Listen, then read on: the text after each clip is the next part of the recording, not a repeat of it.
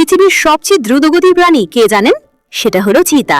মাত্র কয়েক সেকেন্ডেই এই প্রাণী ঘন্টায় প্রায় ১২০ কিলোমিটার গতিতে দৌড়াতে পারে।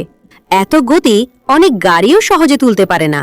কিন্তু চিতা কিভাবে এত দ্রুত দৌড়ায়? এর রহস্য লুকিয়ে আছে তার শরীরের গঠনের মধ্যে। প্রকৃতি চিতার প্রতিটি অংশকে এমনভাবে তৈরি করেছে যেন এটি একটি জীবন্ত স্পিড মেশিন। চিতার শরীর খুব হালকা ও চিকন।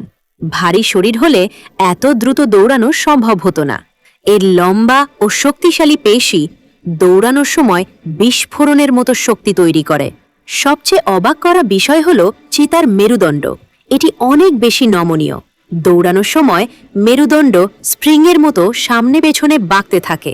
ফলে প্রতিটি লাফে চিতা প্রায় ৬ থেকে ৮ মিটার পর্যন্ত এগিয়ে যেতে পারে। চিতার পেছনের পা সামনে থাকা পায়ের চেয়ে বেশি শক্তিশালী। এই পাগুলো মাটি থেকে শরীরকে জোরে ঠেলে দেয়। এই কারণেই চিতা কয়েক সেকেন্ডের মধ্যেই ভয়ঙ্কর গতি তুলতে পারে। শুধু গতি নয়, ভারসাম্যও খুব গুরুত্বপূর্ণ। চিতার লম্বা লেজ ঠিক সেই কাজটাই করে। দৌড়ানোর সময় লেজটি রাডারের মতো কাজ করে এবং শরীরের ব্যালেন্স ঠিক রাখে। ফলে ফুল স্পিডেও চিতা হঠাৎ দিক পরিবর্তন করতে পারে। এত দ্রুত দৌড়ানোর জন্য শরীরে প্রচুর অক্সিজেন দরকার হয়। তাই চিতার নাকের ছিদ্র বড় এবং এর ফুসফুস ও হৃৎপিণ্ড অনেক শক্তিশালী। দৌড়ানোর সময় এগুলো দ্রুত শরীরে অক্সিজেন পৌঁছে দেয়। চিতার নখও অন্য প্রাণীর মতো নয়। এর নখ পুরোপুরি ভেতরে ঢুকে যায় না। ফলে দৌড়ানোর সময় নখ মাটিতে শক্ত গ্রিপ তৈরি করে, ঠিক যেন রেসিং কারের টায়ার রাস্তা আঁকড়ে ধরে আছে। চিতার চোখের নিচে থাকা কালো দাগও গুরুত্বপূর্ণ।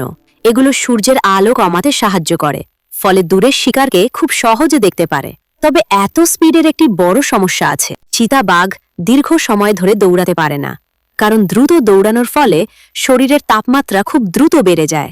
সাধারণত ২০ থেকে ৩০ সেকেন্ডের মধ্যেই চিতাকে শিকার ধরতে হয়, না হলে এটি ক্লান্ত হয়ে পড়ে এবং শিকার হাতছাড়া হয়ে যায়। তাই চিতা শুধু দ্রুতগতির প্রাণী নয়, এটি প্রকৃতির তৈরি এক নিখুঁত শিকারী, যার শরীরের প্রতিটি অংশ তৈরি হয়েছে শুধু গতি আর শিকারের জন্য।